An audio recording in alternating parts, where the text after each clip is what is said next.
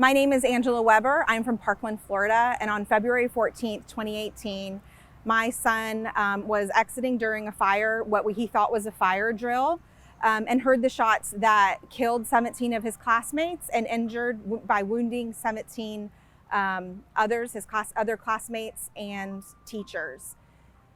The reason that fire alarm went off wasn't because there was a fire. It was because there was a gunman who was murdering students and teachers, and the bullets going into the walls of the classroom were causing smoke and debris. And also the smoke that was coming from his assault rifle caused the fire alarm to go off. So after he heard those shots, he ran back into his classroom where he hid for hours in a crowded closet with his class until the SWAT team broke in and led him to safety. At the same time, my husband is a federal law enforcement officer, and he got the call to respond to a shooting at our son's school just 1 mile down the road.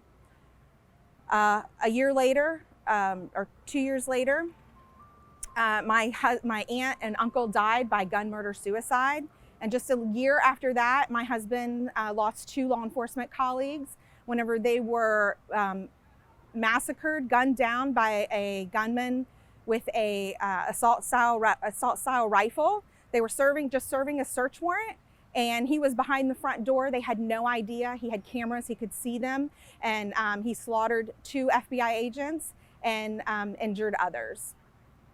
After the shooting at my son's high school, the Trump administration had the Secret Service do an investigation into school shootings. And under the Trump administration, the Secret Service found that 76% of school shooters get their firearms from home, where they are unsecured and easily accessed. We need to, sorry, I need a moment. Part of the Protecting Our Kids Act that was passed just this week by the U.S. House contains a law called Ethan's Law.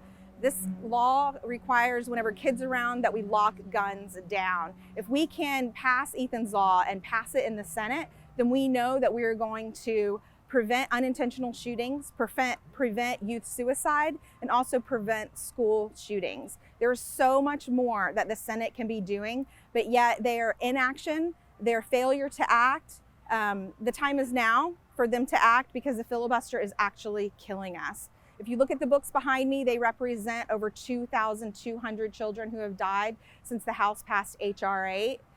It is shameful that in this wonderful country, the #1 killer of children is firearms. We can do better, and the time is now for the Senate to act.